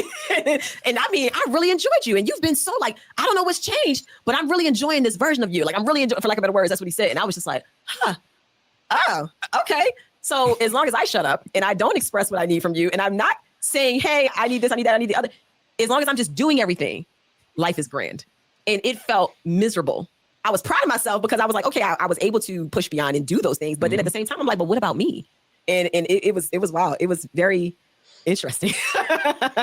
When I say that's such a similar story to mine, I've been there. That's why I'm just listening to you. And I'm like, yeah, because that's what you have to do, especially if you're going to be the one to file for divorce. You have to say, well, it's best that you do this. Is say, listen, I'm gonna try everything in my power to be the best version for this person, and then see if it still works. Right. And then you do all that, and then you check in with yourself and say, how did that make me feel? Well, it made me feel great that I was able to show up outside of my my desire. Right. You know, I have a propensity to try to have my needs met, but if I'm step outside of that and go ahead and serve, which is what marriage is about, then how does that make me feel? And does the person acknowledge it to say, well, let me also change so I can give you the experience you just gave me? And then when it looks like and appears to be like, you was the one that was the problem, and thank you for fixing you. And you're like, well, I need you to fix you too, so you can work on me. Right. And so it's just, and you feel that, you go, you know what, it's just a waste of my time. And so I used to liken it to, I used to call it the cursed fig tree that wasn't bearing fruit in season. I said, my marriage is a cursed fig tree that's not bearing fruit in season. I know what a marriage is supposed to be. I know they're supposed to be bearing fruit, but it's just not bearing fruit. Yeah. And it was interesting because he's so laid back and he's so chill. So everybody else from the outside in, they're looking at me like she's all over the place doing everything. And he's so laid back. He's so chill. Like, you know, and sometimes that laid back chill is a part of the problem. Yep. You know, it's like, well, I need to get something. I need to get some type of reaction or action out of you. And just because you're not the one that's bringing up the issue, and you're not the one that is, you know, saying, hey, here's the problem, you're just holding that in. Yep. It doesn't mean that you're being peaceful. It just means that you're holding it in. Yep. And then what happens is, now when you get into this argument where I'm coming to you and I'm saying, hey, but this is what I need from you. Now everything that you were peaceful about, you're using as a weapon. Well, when you did this, I ain't say nothing. And when you did that, well, if you ain't say nothing, then why you bring it up now? That's a passive aggressiveness. Right. When you decide to file for divorce, how hard was that? Okay.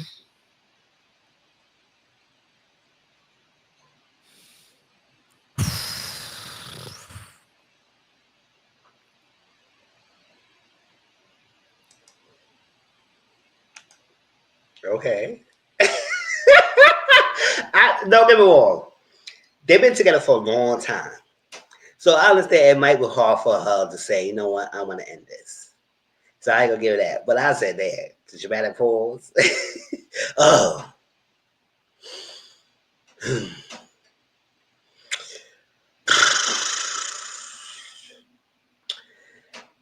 ABC. And 1, 2, 3. Red light, green light. 1, 2, 3. Hot piece of butter. Come get your supper. Still a bacon. Hopscotch. Double Dutch. Skilly. Tag you in. What did I make for breakfast? What did I have for lunch? What did I eat for dinner? What do I want next week? What do I want to eat for Christmas? It's like all it is. Like, can you answer the question? They said, Mister, what's going on with you? Well, you know.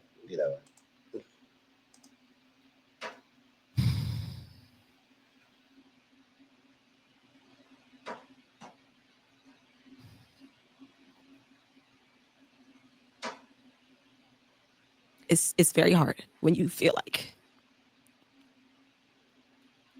that's the only option. You feel like you failed. You feel like not only did you fail the marriage, did you fail the family, did you fail your family who were riding on your marriage to be successful because maybe they couldn't have the relationship. When you fail people who have watched you on TV and think so much of the union that they see, you failed them. And not only did you fail all of those people, but you've also failed yourself. I felt like I failed myself. I feel like I could not. I understand. When you feel like you was a failure, or you feel like you failed because you tried so hard and it didn't succeed. But I don't understand, in marriage, like I said, marriage is not the always end or be all. So just because the marriage ended doesn't mean you was a failure. It just means that it was a stage in your life that means it closed that chapter to move forward. And even though you wanted to work so badly, you realized that this was not working out. So as much as you think that's a failure, it's not so much as a failure. It's so much as a teaching moment, a lesson learned that you could do better for your next or for yourself, whether you want to get in a relationship again or not. So it's not much of a failure. But I do know people feel like, you know what, I tried, I did this, then I failed. But sometimes it's not always on you. Sometimes that what you meant to end is what needed to be to heal yourself for the future. Reach the level of success that I intended for my life when it came to relationship. I felt like when I made my choice and walked down the aisle, that was the right choice. It was the choice that was aligned not only for me, but what God had set out for me. And it was what was designed for me. And sometimes what happens is when you're trying to find yourself and you're trying to live life authentically, the decisions that we think were God-led, we realize we're not. They were self-led. They were ego-led. They were led by factors that had nothing to do with being equally yoked, you know? So it felt like my entire life and everything that I thought was good, because in those moments, I thought that this is it. This is good. This is right. I'm doing what I'm supposed to do. You can go get Kleenex and you can go to the restroom. I need to get some more. Thank you. Yeah. It transported me when you asked the question. It took me right back to that feeling of walking into the courthouse by myself when we were mutually going through the divorce process with a mediator. But then when it came time to actually file the paperwork, then everything changed, you know? And then the same alone feeling that I had felt the entire marriage, it was like, well, why would I expect to feel anything other than alone as I exit if it's what I felt while I was in it? And then that was also. Thank you, Arsenio. So that was also, it was a big moment of realization, of removing the illusion, of realizing that a lot of what I thought my life was not at all anything like it was in reality. It was the moment where I felt truly alone. And I felt the weight of the marriage had been lonely. Yep. You know, there would be times where I could be sitting right next to him on the couch and I'm missing him so bad because I'm missing the connection in the conversation. And I'm wanting him to look at me and give me a compliment. I'm walking by in booty shorts and I'm like, smack my butt, do something. You know, I'm like, show me some sign of you desire me. And, you know, and it was like all of these things came flooding into my head. And I remember leaving the courthouse and I remember sitting in my car and just crying. And it wasn't tears. It was more tears of freedom and realization. It was more like, wow, this sucks. But I'm glad I finally came to the point where I really accept what my reality has been. Yeah. I've been denying it for so long. Yeah. Listen, you want to skip this ad.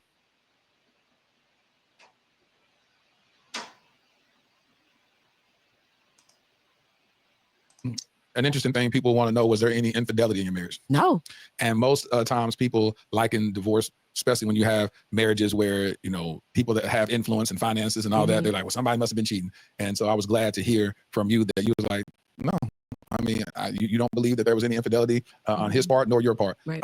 Which makes it even more challenging to file for divorce, because there's like the biggest issues that people have. You just like now have to file irreconcilable differences. Right. You know, what did you put in your divorce decree? Was it irreconcilable differences? It was an absolute divorce, something that the state of Maryland created, which is where two parties can just decide that this is no longer working for me. It's and called if they an both absolute agree, divorce? Yep. It's called an absolute divorce. And that's what we filed. And it basically is stating that we both have agreed that we no longer want this marriage. And so it's like equal on both parts. You know, even though I'm the one that filed and initiated it, he agreed. And then we went through the process. But yeah, I feel like it's harder to explain when, excuse me, the Starbucks.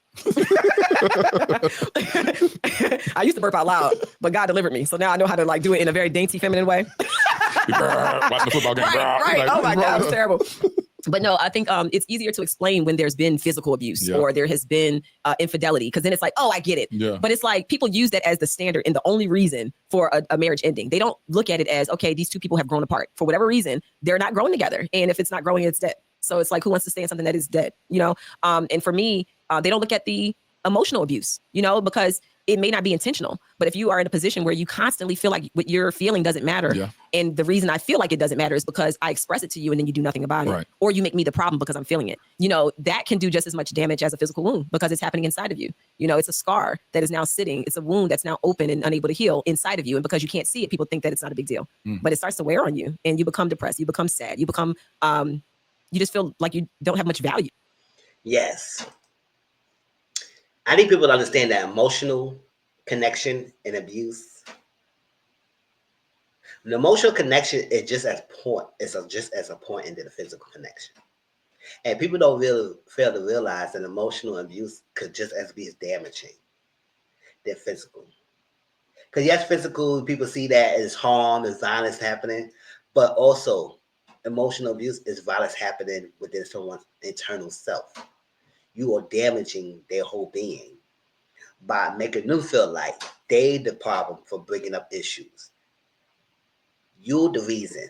If you just stay quiet and you not say nothing, things will be peaceful. Not knowing that you letting things slide is not peaceful because if it was good, I wouldn't have to say nothing. So I need to understand that emotional abuse is just as bad because it tears you down. We're gonna talk about a show, Love Never Lies. We're gonna do that review soon. And I'm gonna talk about how one person was breaking down her partner in national television and then realized stuff that she was saying was harmful.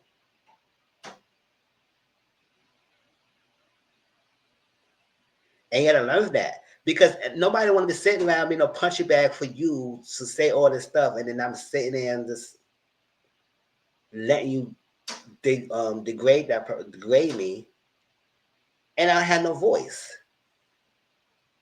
And then you don't want to speak up because you speak up, then you the issue, you the problem, and they get angry with you, and then you start to get internalized and reserve it on yourself and keep it to yourself because you don't want to agitate the person anymore because they're gonna say more stuff.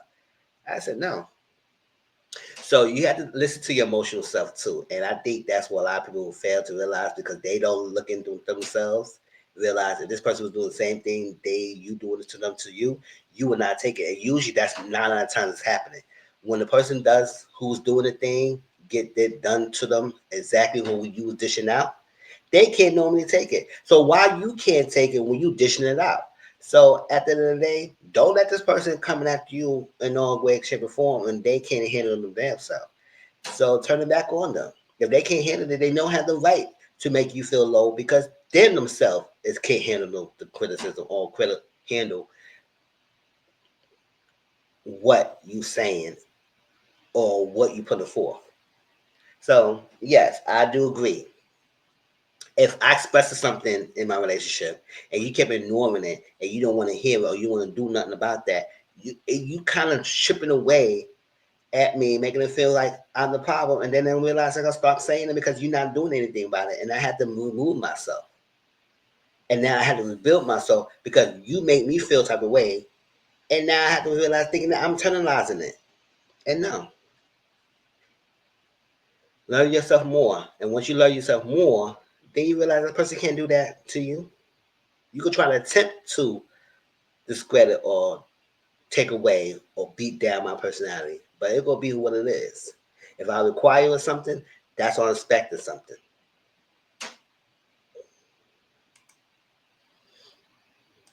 What did he say when you told him that you were going to file for divorce? Did you tell him in advance or did you just blindside him? Oh no, I definitely told him. Okay. Yeah. So we were actually in Atlanta, and it was November of 2022 is when it was like the end of November, and that's when I told him, I said, I am done. And however he took it, I don't think he really believed when I was like, I'm done. But that's the first time you ever said that, right? Yeah. No, not I'm done. That wasn't the first time I've said I'm done. We used to say that all the time. Like, you just never said divorce. I ain't never said the other D word. It'd be like, I'm done with this conversation. I'm done with this, But I know he felt it because I know he could feel the sincerity behind it. And I was just like, I am done. Like, I have tried, I'm done. And then a month later, I came back from Egypt and I was like, I just feel the best option for us would be to get a divorce. So I want a divorce. And I would like for us to be able to do this in an amicable way. I don't want to fight you. I don't want anything to interrupt the co-parenting relationship that we'll need to have.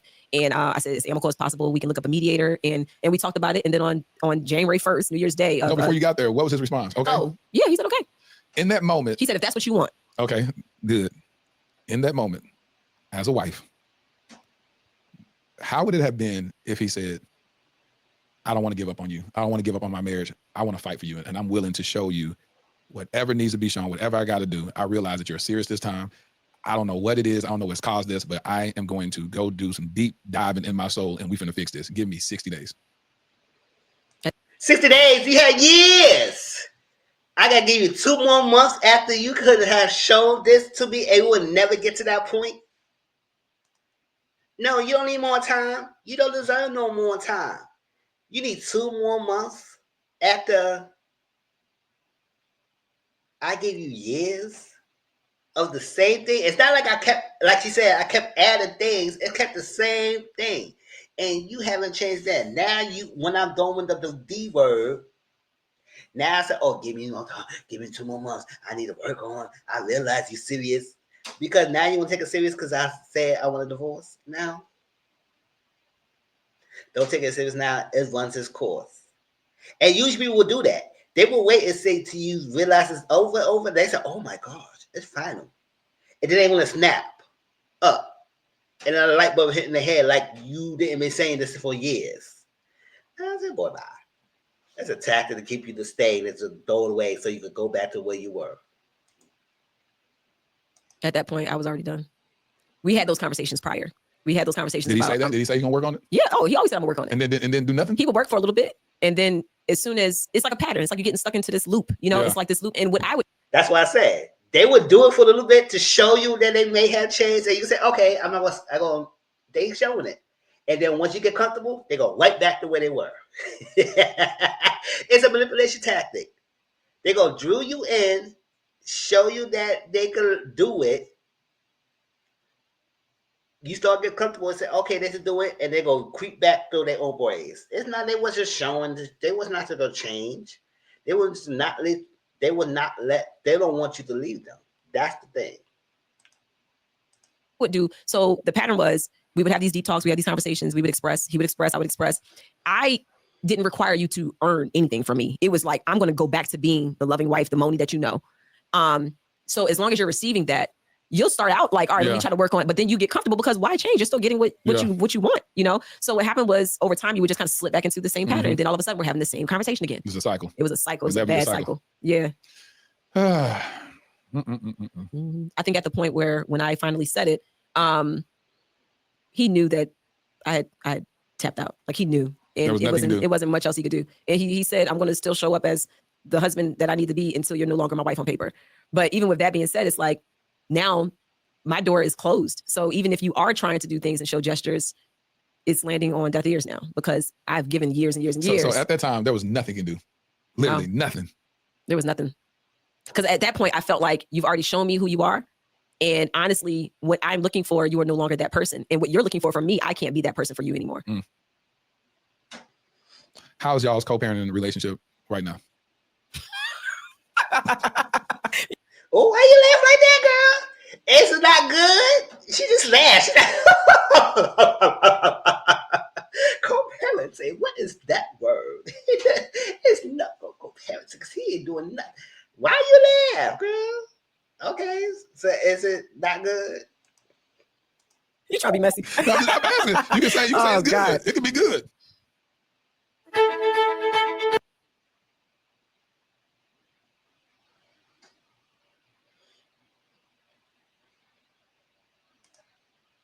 It's getting better. It's a work in progress. It's a work in progress. From my standpoint, it's all about my children. I'm just focused on them.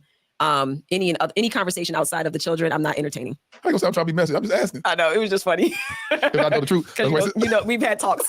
So I'm just saying, a little optimism to be like, we're working on this. It's a new dynamic we're trying to work. So they work in progress. It's not great yet, but it's a work in progress. So yes, because I don't know, maybe he's trying to talk things outside of the children, get her interest back into him now. And then he said, no, if it's not about the children, we can't talk about anything else. Work through. We was married for 11 years and we've been only divorced, what, a year?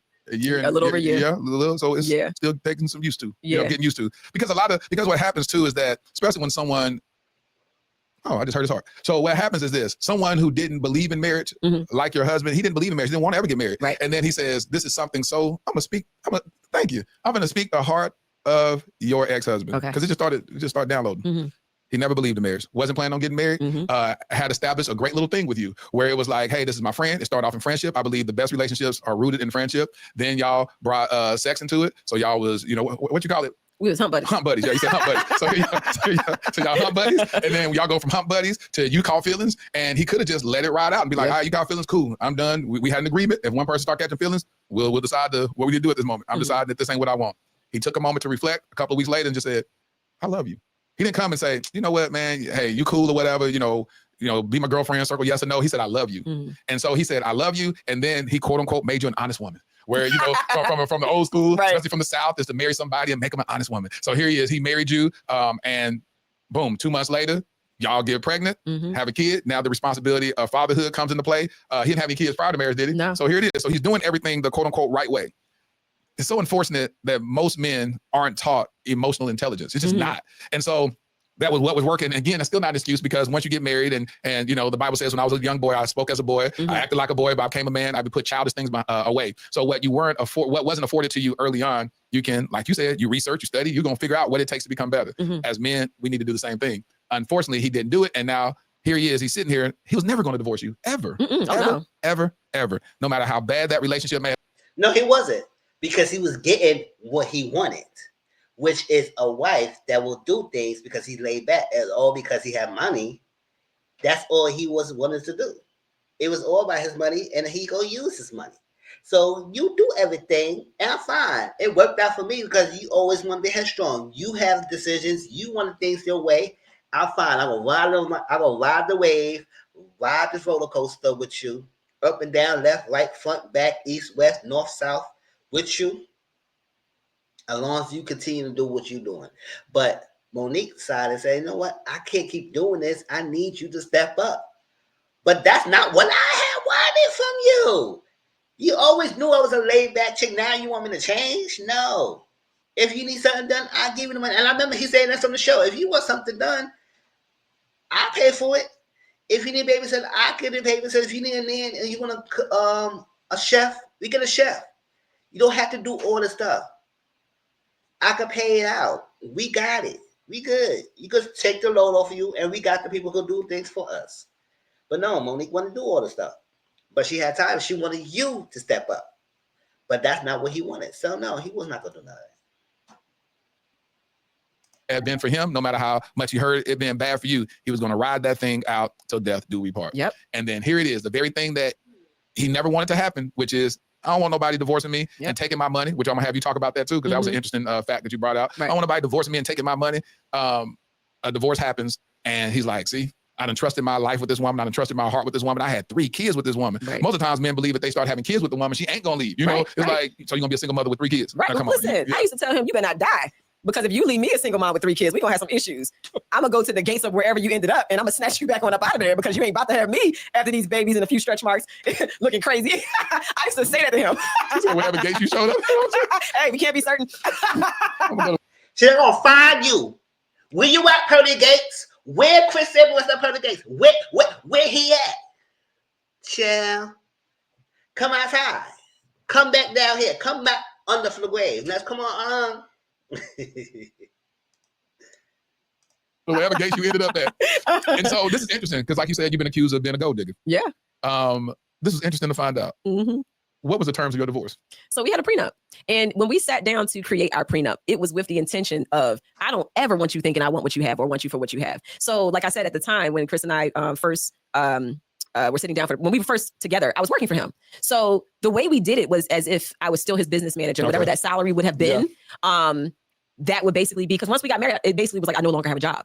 I have no need to have income. Yeah. It's not like I'm getting money and I'm sitting into an account for me. It was just basically like any event that we get divorced, here is what would have been your salary over the past however many years if you were still working. So it was more so to cover the fact that I wasn't going to have a job. Yeah. So my mindset with a prenup back then, it wasn't so I can be set if we get divorced. It was so that, well, I'm not working and I'm used to working. And if I had worked, what would my salary have been? Yeah. And then we just made that accrue every year for the marriage or whatever. And it was supposed to be something that went up every year, but in good faith, because I'm looking at him, I'm like, listen, this is not what I'm here. So just keep it the same number across the board, which was probably stupid because I wasn't. Yeah, that was stupid. Because if you was a loss of income because you got married, then that freaking money value should have increased. So if your agreement was, in the case of divorce, that you would have get paid the amount of money that you would have gotten paid if you would have continued working up to that point, then increase the amounting value. And that what it was. And then if divorce is, this is how much I should have made, and this is how much you should have gave me, and this is how much you get paid. So I guess her divorce credence is that whatever amount, and up to the point that she got divorced, she would have made if she would continue working for him. That's the amount she would get paid when she got the divorce. And I guess that's how much she got paid. what that money was, it is. But she said she kept the rate same throughout the years. I said, that's stupid. That's stupid. Considering the fact that when you write a prenup, it has nothing to do with children. So the amount of money that I would receive is not thinking about the fact that, oh, I might have several kids who need bedrooms, who need a yard, who need whatever if I'm looking for a house. I'm thinking of it from the aspect of me by myself. Oh, I can go get me a little condo and I'm gonna be fine. So so when we finalized everything, the prenup is already set. There's no alimony. I don't get any money from him, like at all. I could have, like most women do, they typically will go after like full custody of the kids. And then there's this whole battle for Twisted Tea is a refresh.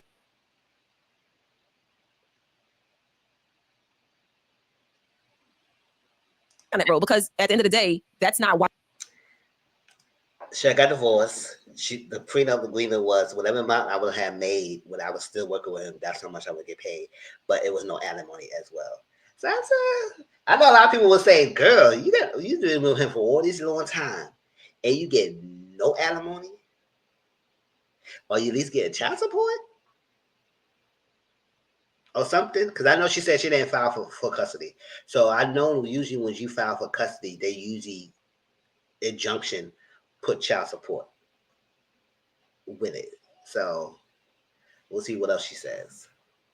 But I know she getting an alimony. I said maybe she didn't need it, but I said it would have been helpful. I mean, it would have. Why I was ever here. So you don't get child support either? I don't get any child support. You don't get child support, alimony. You just get the subsidized income that you would have had you still been working with them. I got, basically it was a one lump sum payment, and I used all of that money to purchase my home because I wanted to make sure that my children had their own bedrooms. I wanted to make sure that they would come from. So you use all that money to get your home. So, girl, you should have added something into it. At least child support payments and something, and alimony.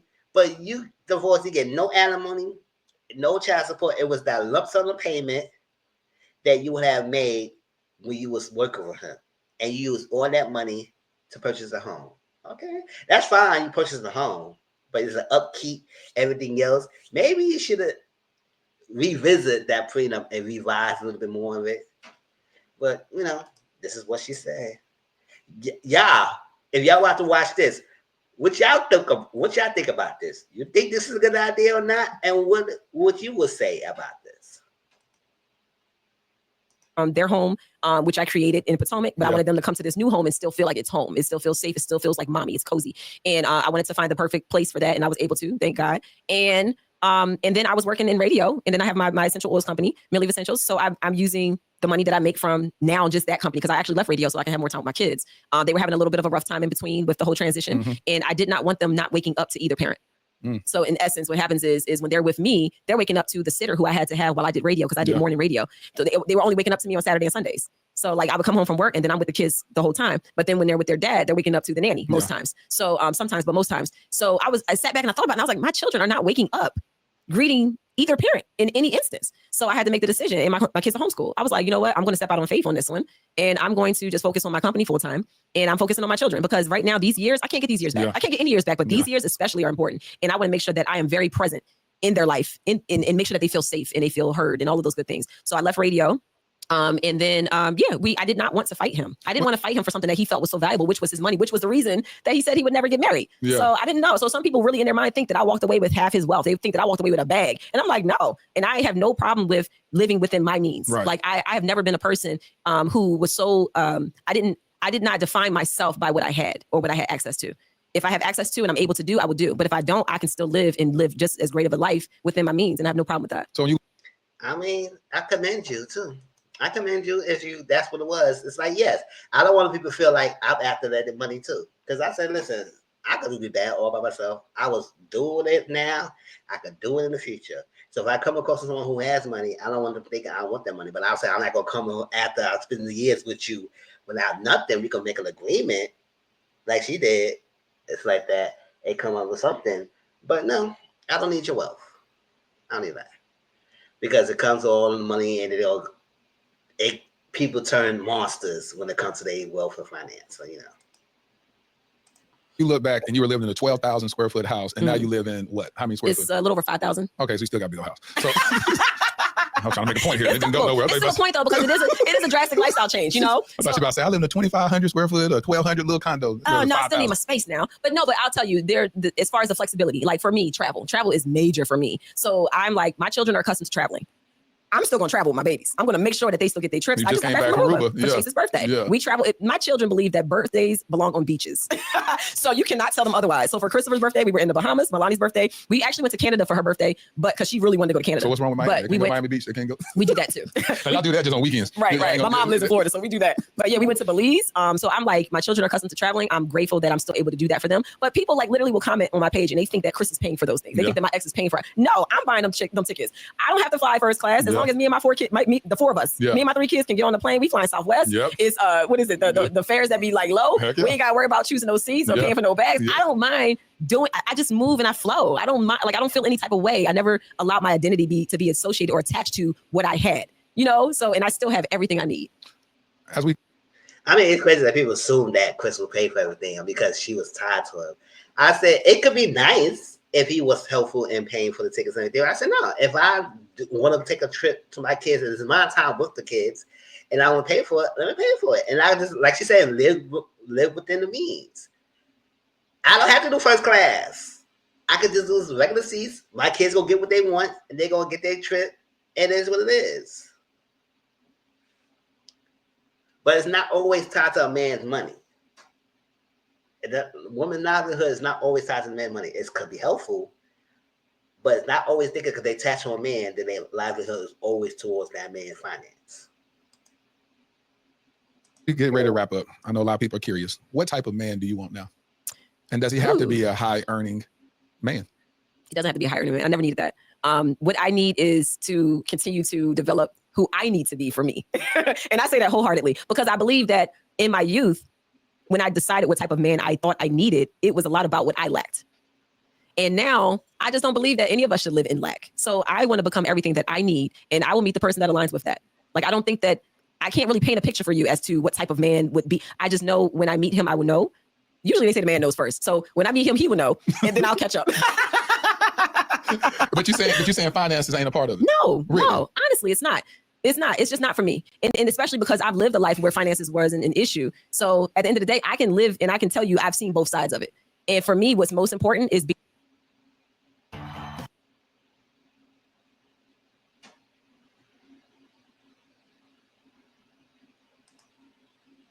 emotional security.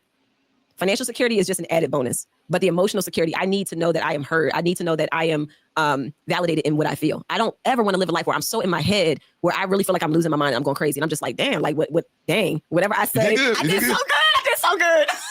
So for y'all, I made a bet with Monique that she will not be able to do this interview without saying a curse word. But you said, you know, that was light. For 38 years, I didn't cuss. Yeah, she said start cussing after what? After your divorce? No, it was during the process of me trying to find myself. I found myself through swearing. And it's been very therapeutic. Man, it's so therapeutic. It ain't nothing like dropping an F-bomb. Talking about bombs in Gilead. No, these F-bombs be working for me.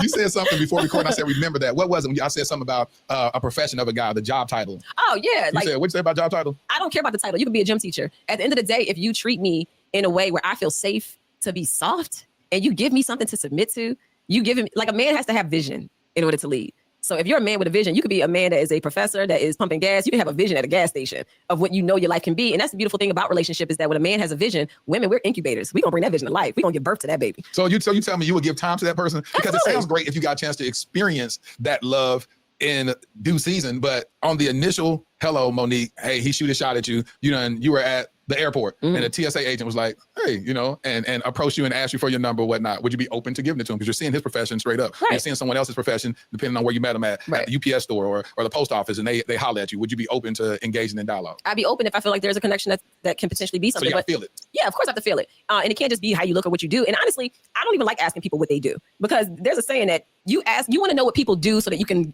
gauge how much respect you should give them. It's like, you're a doctor. Oh, okay, you're a doctor. Now it's like automatically like I'm triggered to give you more respect because of what you've been through to get to be a doctor. But if you're a person who's like, yeah, I volunteer, this, that, and the other. Oh, you volunteer? Oh, okay. Like, that's messed up. People do that. It's like, why are we asking people, what do you do for a living and how much money you make? Because you're trying to figure out how much respect you need to give that person based on a dollar amount. People are so vain. I mean, people are vain. And that's what it is. A lot of people will live in vain. And I wish they understand that and live with it. If you vain, be vain and be good about it. Don't get mad when somebody called you out on it. If that's what you was after someone's money, stand on that. Nothing wrong with that, but stand on it. If you want to find I agree with what she says. Like when somebody find out your profession, they treat you with respect more or less based on what you do and the money value that you're attached to it.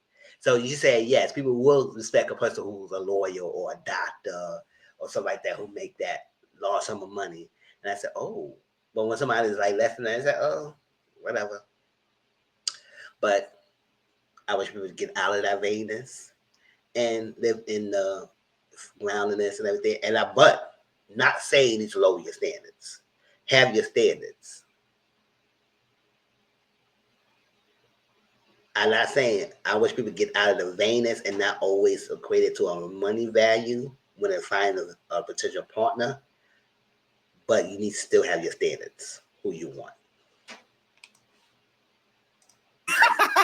And pretentious, and it needs to stop because I really feel like we are missing out on who we may be meant to be with and grow with and build something with because we're looking at the person as if what you see is the end all. Like they could be something great. That you said people find out what people do to determine what level of respect to give. Think about it. If you meet somebody and they say, "Oh yeah, I'm the president of this association," you're like, "Oh, okay." But if you meet somebody and they're like, "Yeah, I work at the store where I clean fish tanks," you're like, "Oh."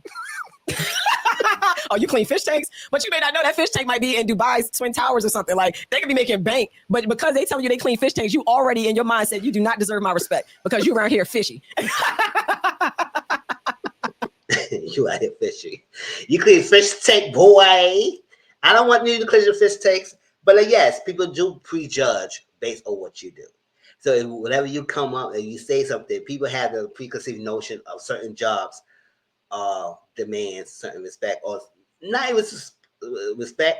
Certain jobs equal to higher earning, higher success. So the more success and more money you have means that you're a better potential partner. Not necessarily means that a higher money doesn't make you a great partner. It just makes you have more finance. Oh my God! So you tell me you tell me because you don't even date nobody. No, you don't date at all. I'm not ready. So you ain't been on no dates since you've been. I ain't been on no dates. Ain't nobody in my DMs trying to take me out. People would send me eye looking emojis. What am I supposed to do with this? You see me? Okay, I see you. Now what? Like what? Is this how y'all are? This is how you coming at people? Like what? Child, the dating world these days, that's what it is. They give you emojis and hoping you understand the don't you encrypt the message.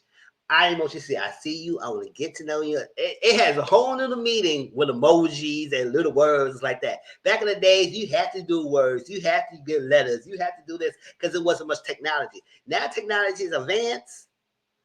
Child, people said emoji sentences. This, that. They have a whole complete sentences based on just emojis. That's funny. It's funny. I don't get it. But you say eye emojis? Yes, you looking like. So what am I supposed to do with this? What am I supposed to do with your eyes? And they're not even your real eyes. They're emoji.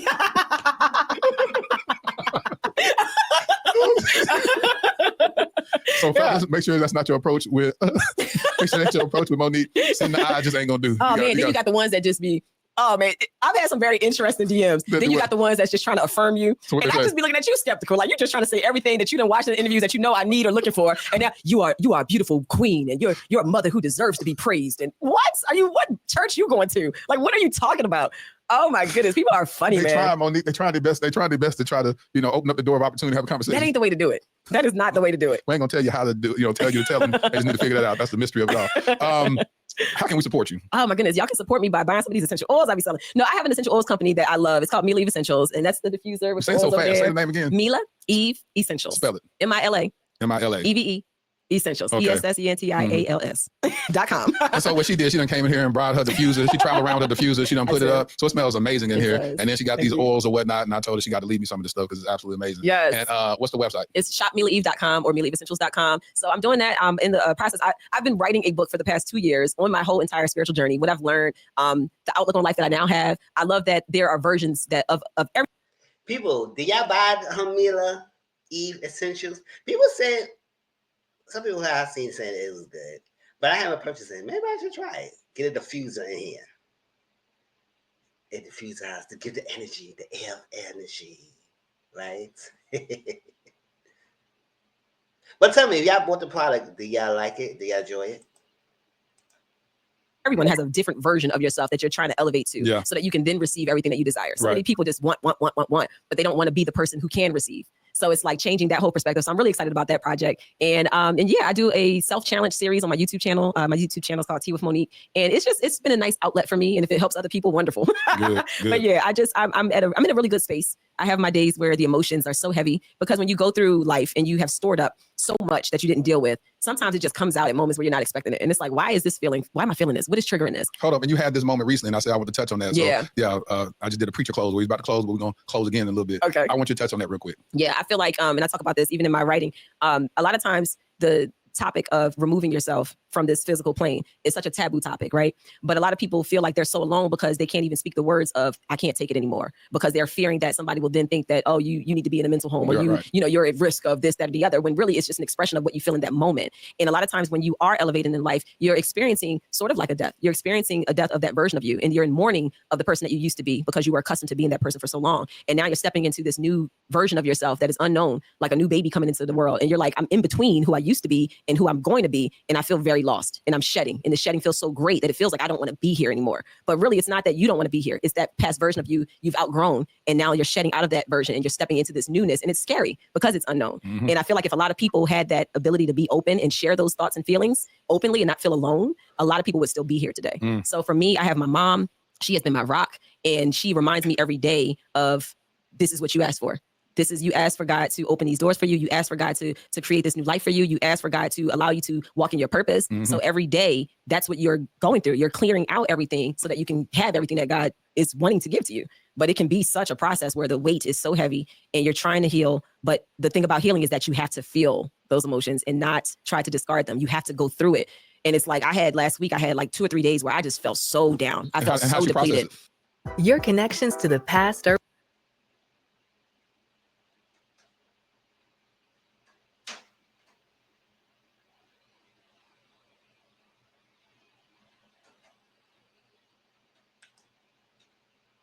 I had to have a woe is me day of just like allowing whatever pity I had for myself, whatever self-loathing I needed to do. I just let myself do it so that I can do it, get it out of my system. And then I felt so much better afterwards. So you have so many people, especially these Instagram pages where they're trying to promote spiritual journeys, and they make it seem like don't think negative. You have to always think positive. Well, sometimes you have a negative thought and you want to express a negative thought. And me expressing it is me letting it go. And then I meet that with something positive. But I have to get it out. I don't want to deny the thought or the feeling. And I'm glad you brought that up, because even Jesus had that negative thought. He said, take this cup from me. He was like, I don't want to feel this. This is painful. This is sad. I'm scared. I'm fearful. I know what the days are set before me. I don't want to be crucified. And then he came back around and said, but not my will, but let thy will be done. Exactly. And so we all have to normalize having those down moments, but to replenish ourselves with the positive.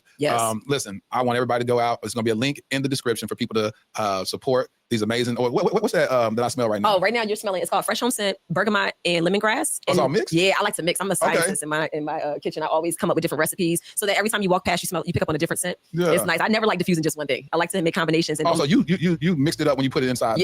So I added about 6 drops of each one into this diffuser, which is 150 milliliters that this one holds. I have several different diffusers in my shop, but the essential oils are great. You can use them topically. They're all holistic, therapeutic grade. My website is very much educational, so I give you different kits you can start with, so that you can kind of introduce yourself to the life of essential oils. And once you begin to see how they transform your mood and your sleep and your breathing, you become an essential oils addict. I promise you. Hey, listen, I can talk to you all day, Monique. I've had a pleasure talking to you. I love how open and vulnerable you are.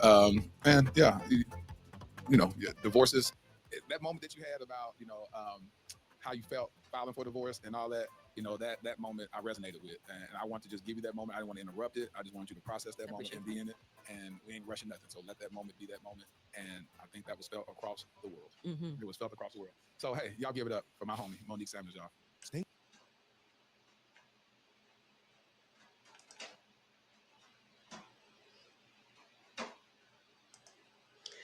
So that was that. It was good. I turned it down a little bit at the end because he started playing the instrumental music and stuff like that, and I didn't want to flag it, so I turned the volume down. It was the end of the interview anyway, but it was a talk. It was about learning yourself, and what she said at the end, yes, you want to get comfortable of accepting the down moments of you, but also replenishing it to go up the positiveness of yourself. So yes, And I think people who need to understand that you are one pass of yourself and you not always that version and you want to move a step into the next direction, it's okay to embrace that. It may be scary, but it's okay to embrace the next step and learning that you all have this moments that is your past self that you just want to learn that you want to jump ship to the next one. And it might be scary, but you need to embrace it because it will make yourself better. And I think she said when people understand that more grounded to themselves of learning that your past and your different chapters of your life doesn't always lock you in that one box and help you elevate yourself to the next degree. And as pulling yourself as much of you changing is what will help you to stay here and have value to yourself. So I appreciate everyone who came and who watching this when I put this up there and load this and coming through me and share your thoughts with me. I value it. I value your comments. I value your chats and everything. Please hit that like button when you see this. Please subscribe to my channel. And y'all let me know how y'all feel. This might be uploaded and I'll probably put this up by Tuesday. So around Tuesday, y'all will see this. Okay? I appreciate y'all and I hope y'all enjoy. Later. Peace out.